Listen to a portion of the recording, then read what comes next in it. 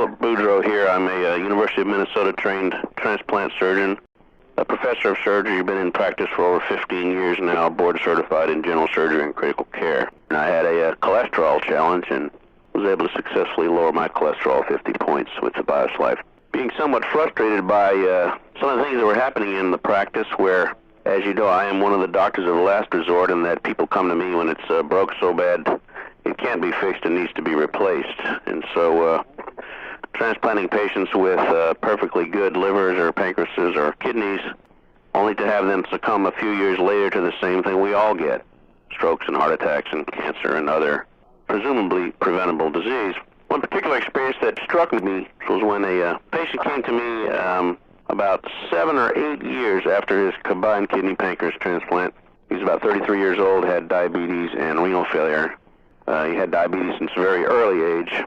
He had a successful pancreas and kidney transplant, and then after about 4 or 5 years was seeing other physicians because his health plan changed. He then showed up in my office after a several-year absence and said, "I really would like to see you, even though you're, quote, out of plan." I said, "I'd be happy to see you. I haven't seen you in 3 or 4 years. Tell me what's going on." He was very pale. He had angina, walking about 20 feet. He couldn't carry a laundry basket of clothes down the hall in his house, and he would get chest pain going from his car park to his office.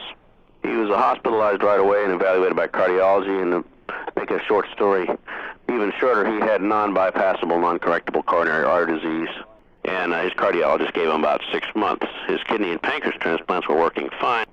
His 42-year-old brother had just died of a heart attack. His 44-year-old brother had just had a 4-vessel bypass.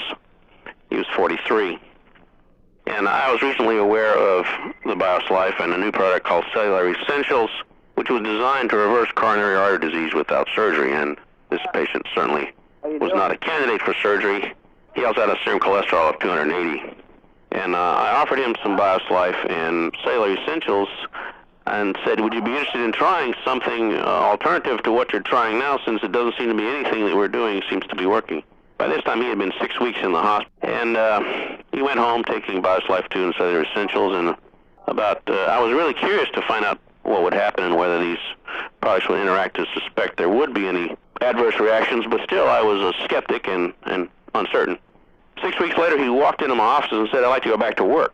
I said, "What are you talking about?" He said, "Well, I mowed my grass yesterday. I didn't have any chest pain." His blood pressure standing was 120/80. His cholesterol had decreased to 180, with no change in his diet and on no lipid-lowering agents. So we let him go back to work. About 3 months went by, and I couldn't get him back into the office until after consistent badgering. I knew he was still thriving. I would get his twice-monthly labs across my desk and showing everything was in good working order, but I couldn't get him back in the office.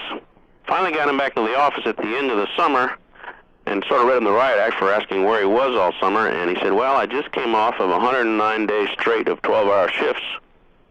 He worked at a plant as an engineer, and we had a big plant turnaround, and I couldn't leave. Now, this was a man who 6 weeks previously was sent home to die, and was now working 12-hour shifts without chest pain. I guess everyone has a seminal event that sort of convinces them, and I guess that was my defining moment.